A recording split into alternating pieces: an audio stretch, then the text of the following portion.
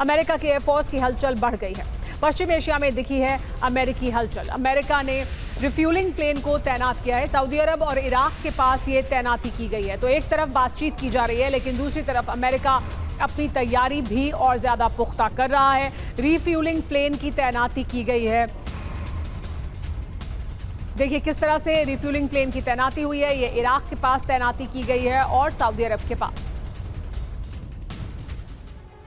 तो क्या संधि नहीं, सर्वनाश ट्रंप का नया प्लान है?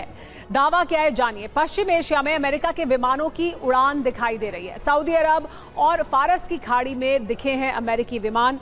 एयर रिफ्यूलिंग टैंकर समेत 4 विमानों ने यहां उड़ान भरी है। आशंका इसकी वजह से क्या पैदा हुई है वो जान लीजिए। यमन और इराक में हमले कर सकता है अमेरिका। ईरान के प्रॉक्सी संगठनों पर बारूदी प्रहार भी संभव है।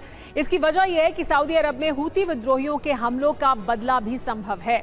ये इजरायली मीडिया के हवाले से खबर सामने आई है, जिसमें कहा जा रहा है कि ये जो सऊदी अरब में हूती विद्रोहियों के हमलों का बदला संभव है, जिसमें अमेरिका हिस्सा ले सकता है। लेकिन हॉर्मुज की शांत लहरों के नीचे सुलगता बारूद सिर्फ 2 देशों की जिद नहीं है, बल्कि पूरे अरब के अस्तित्व के लिए खतरा है।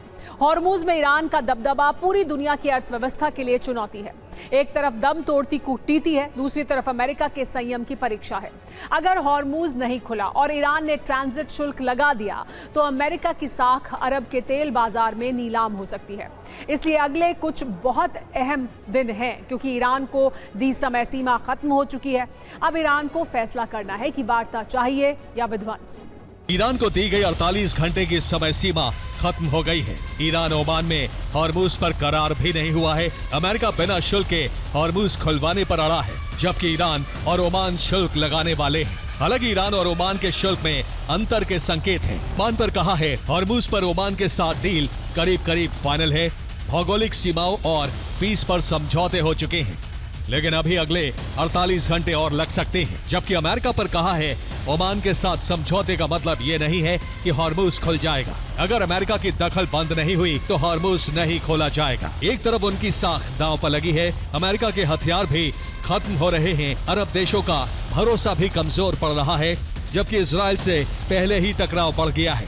चौतरफा घेरे ट्रंप के सामने सबसे बड़ा चैलेंज है कि कैसे हॉर्मुज खुलवाया जाए। पूरी फीस का अनुमान लगाया जाए तो एक ऑयल टैंकर में 20 लाख बैरल तेल आता है।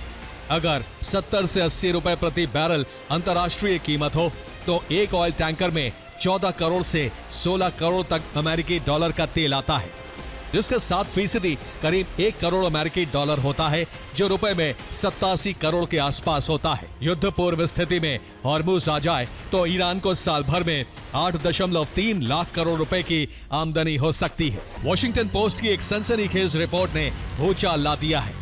ट्रंप को हाल ही में पता चला कि अमेरिकी सेना के पास लंबी दूरी की मिसाइलों और एयर डिफेंस सिस्टम की भयंकर कमी है। इस जानकारी पर कैंप डेविड में ट्रंप ने गुस्से में आकर युद्ध मंत्री पीट हेग्सेथ को जमकर फटकार लगाई। ट्रंप को लगा था कि हथियारों का संकट सुलझा लिया गया है, लेकिन उन्हें अंधेरे में रखा गया।